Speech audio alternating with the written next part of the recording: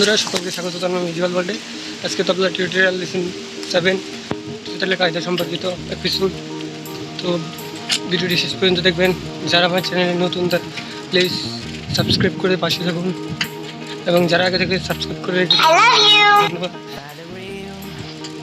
আজকে তবলা টিউটোরিয়ালে ত্রিতালের প্রথম কায়দা। ভিডিওটি শেষ পর্যন্ত দেখার জন্য অনুরোধ রইল।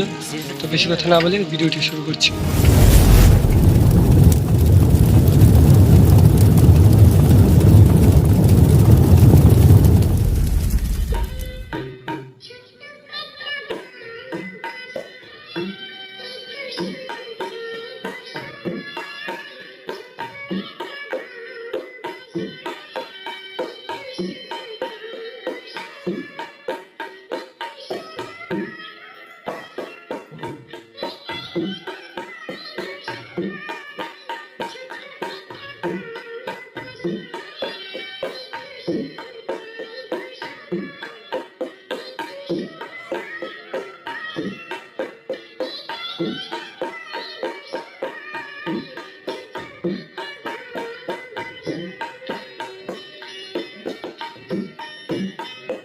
আজকে আমাদের ত্রিতালের কায়দা নিয়ে।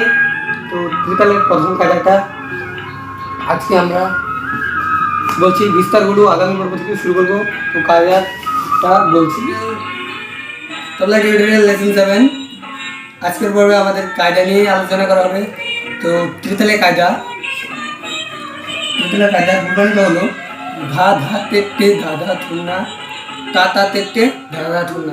তো এটা ত্রিতালের মতো 4/4 ছন্দ, এবং এটা তালিখালিটাও ত্রিতালের মতো। তো তালিখালিটা তবু আমি দেখাই দিচ্ছি।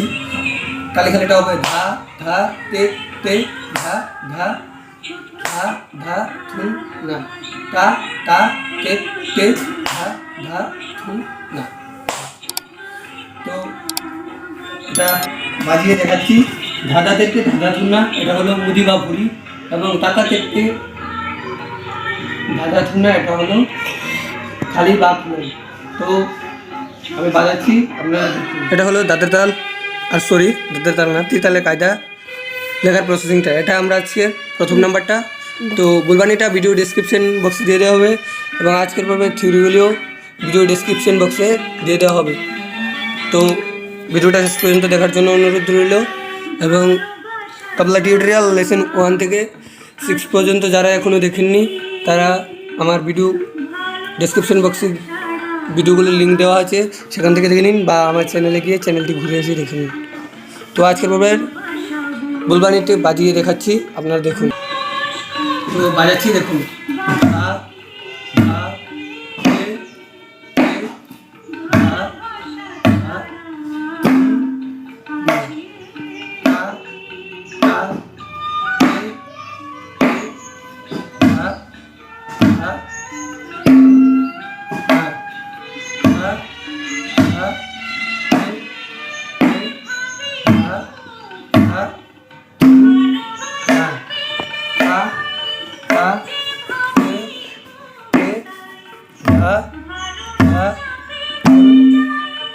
তো কায়দা বাজানোর একটা নিয়ম আছে। প্রথমে ত্রিতালটাকে বাজাতে হয়, তারপর সেম বিটে কায়দাটাকে ধরতে হয়।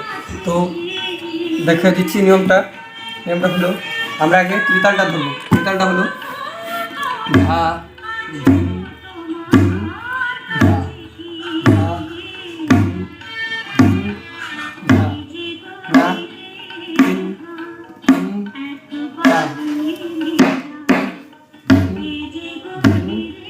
ধা, তো সেম বিটে চলবে। ধা ধা ধা ধা না, তা তা ধা ধা না। তো তারপর যে কায়দার যে বিস্তারগুলো থাকবে, বিস্তারগুলো বাজবে, সর্বশেষ দেখায় বাজবে, দেখার পরে আবার ত্রিতাল দিয়ে শেষ হবে। তো এটা হলো কায়দা বাজানোর নিয়ম, সঠিক নিয়ম যেটা। আর আমরা কী করি, কায়দা থেকে ধরে বিস্তার বাজিয়ে দেখা দিয়ে শেষ করে দিই। তো ত্রিতাল দিয়ে ধরে, ত্রিতাল দিয়ে শেষ করলে কায়দাটা একটা সৌন্দর্য বাড়ে এবং শুনতেও ভালো লাগে। তো আজকের পর্বে থিওরিগুলো আলোচনা করে নিয়েছি, আগামী পর্বে বলে দিয়েছি কায়দা কী, আজকে অন্য কিছু নিয়ে থিওরিটা বলছি। আজকে আমরা জীবনী নিয়ে আলোচনা করব। একজন তবলাবাদকের জীবনী পণ্ডিত শ্রী জ্ঞানপ্রকাশ ঘোষ। তো আজকে জীবনী নিয়ে আলোচনা করবো। জীবনী পণ্ডিত শ্রী জ্ঞানপ্রকাশ ঘোষ, তিনি বাংলার 1366 সালের 25শে বৈশাখ তারিখে জন্মগ্রহণ করেন। তাহার পিতার নাম কিরণচন্দ্র ঘোষ। জ্ঞানপ্রকাশের পিতামহ দ্বারকানাথ ঘোষ কলিকাতার বিখ্যাত বাদ্যযন্ত্র নির্মাণ ও বিষয়ের প্রতিষ্ঠানের ডোয়াকিন কোম্পানির প্রতিষ্ঠাতা। এই দ্বারকানাথ হারমোনিয়াম বাদ্যযন্ত্রের উদ্ভাবক, যিনি হারমোনিয়াম প্রথম এনেছে। উদ্ভাবক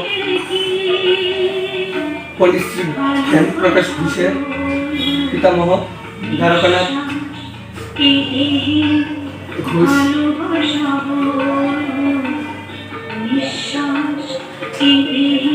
মাত্র 7 বছর বয়সে স্থানীয় শিল্পী মণিবাবুর নিকট জ্ঞানপ্রকাশের তবলা শিক্ষা শুরু করেন।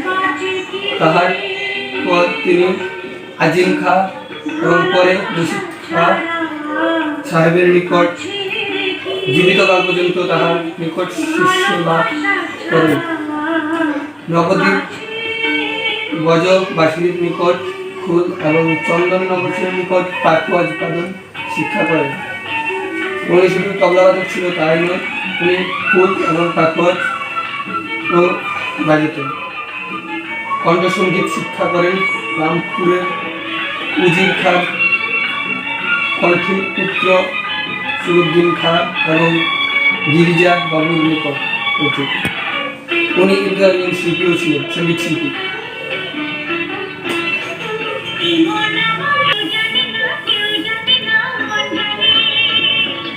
ইহাতে তার জীবিতকাল পর্যন্ত খেয়াল ও ঠুমরি গানের তামিল গ্রহণ করেন।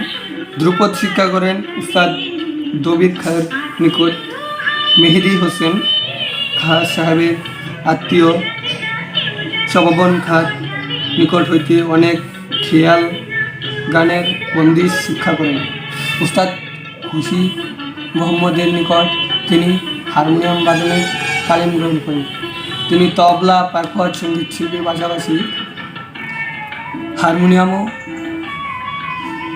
তালিম নিতেন। স্রষ্টা হিসাবে জ্ঞানপ্রকাশের কৃতিত্ব অনন্য সাধারণ। রেকর্ড সঙ্গীত, গিটার সঙ্গতের উদ্ভাবনা তিনি করেন। আমাদের যে সঙ্গীত রেকর্ড হয় তাতে গিটার যে বাজানো হয়, গিটারের উদ্ভাবক পণ্ডিত শ্রী জ্ঞানপ্রকাশ ঘোষ নিজে। তিনি করেন এবং উমা বসু, শচীন দেব বর্মন, ত্রিপুরার গর্ব শচীন দেব বর্মন প্রভৃতি কণ্ঠ সহিত গিটারের সঙ্গত করিয়া তিনি তাহার উদ্ভাবনা, সার্থকতা ও সাফল্য প্রমাণিত করেন। কলিকাতার রেডিও সহিত তিনি দীর্ঘকাল যুক্ত ছিলেন।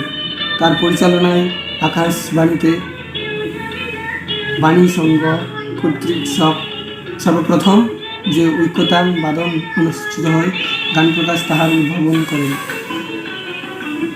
তিনি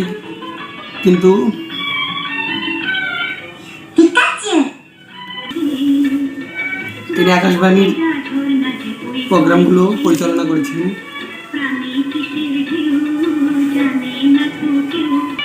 তিনি আমেরিকা পেনসিলভেনিয়া বিশ্ববিদ্যালয়ে কিছুকালের জন্য সঙ্গীত অধ্যাপক রূপেও নিযুক্ত হন ইত্যাদি তিনি করেছেন।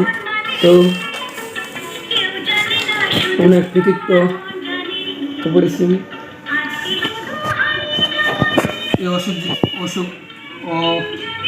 এই সুযোগ্য শিল্পী 1403 সালে এই ফাল্গুনের 27 বছর বয়সে দক্ষিণ কলকাতার টাইনসাইড রেলওয়ে বাসভবনে শেষ ত্যাগ করেন।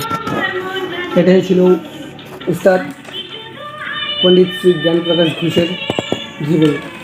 তো আজকের পর্বের ভিডিওটা ভিডিও ডেসক্রিপশন বক্সে দিয়ে দেওয়া হবে। তো আজকের পর্ব এখানেই শুরু করছি।